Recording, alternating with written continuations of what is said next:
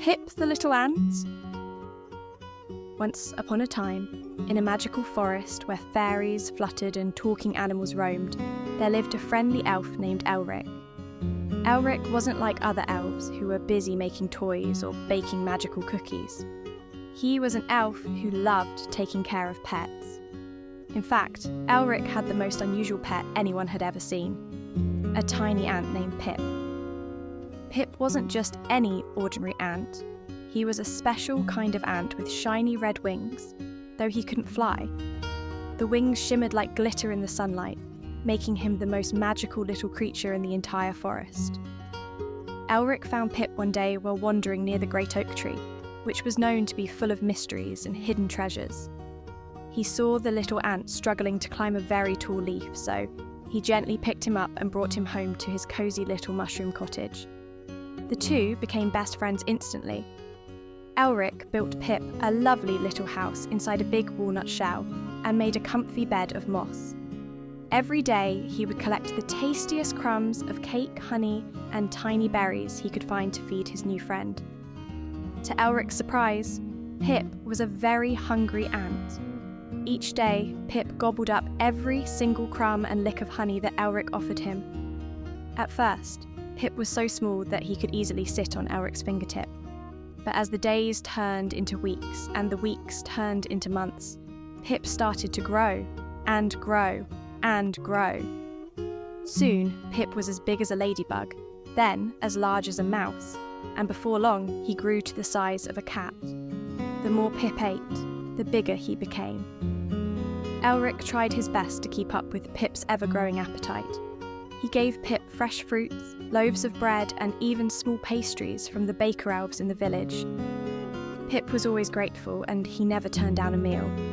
But the more Pip ate, the bigger he got, and the bigger he got, the more food he needed. It wasn't long before Pip outgrew his walnut shell house. So, Elric built him a bigger house made out of an old tree stump. One morning, Elric woke up and stretched his arms, only to find that Pip was no longer in his tree stump house. He turned around and saw Pip lying in the middle of the living room, stretched out across the entire floor. "Oh dear Pip, you are getting too big for our little home," said Elric, scratching his head in wonder. But Pip just looked at him with his big, round eyes and wiggled his antennae, as if to say, "I'm still hungry." Elric tried everything he could to make more space for Pip.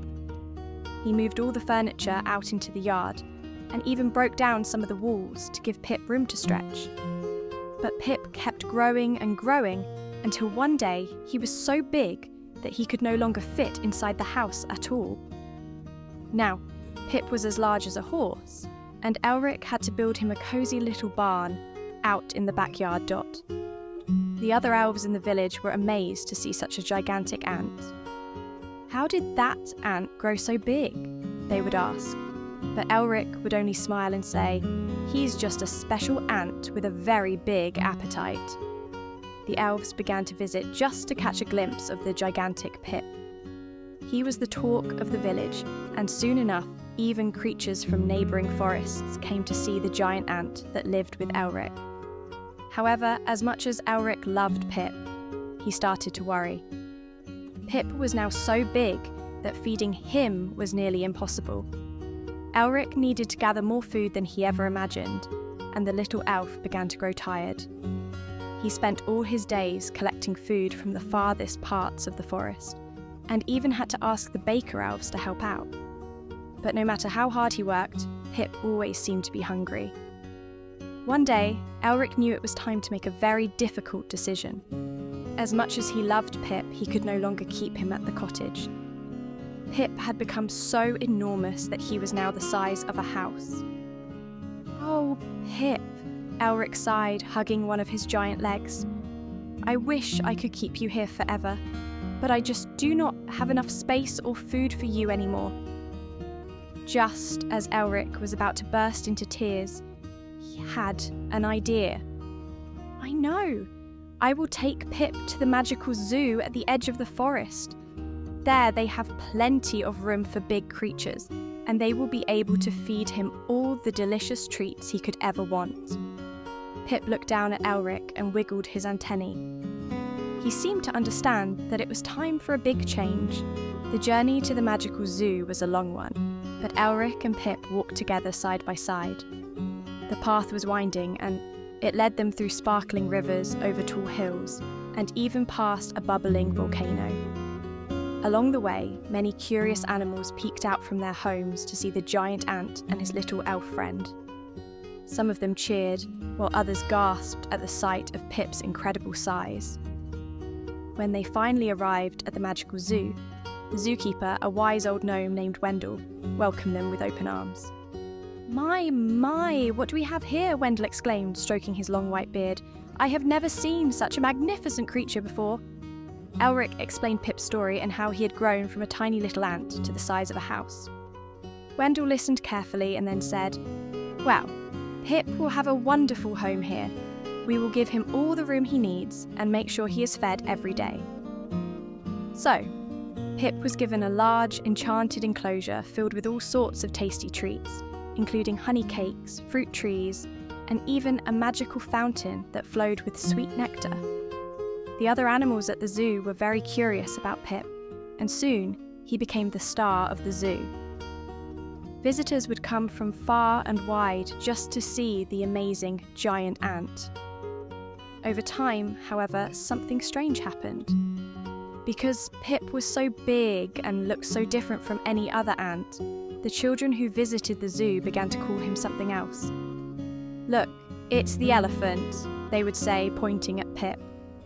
At first, Elric laughed at the idea of Pip being called an elephant, but as more and more people began to refer to him that way, the name stuck. One day, Elric returned to visit Pip, who was now known by everyone as the elephant. He brought along a basket of Pip's favourite honey cakes. "Hello, my dear friend," he said, patting Pip's giant leg. "It looks like you have become quite famous. Everyone knows about the elephant at the zoo."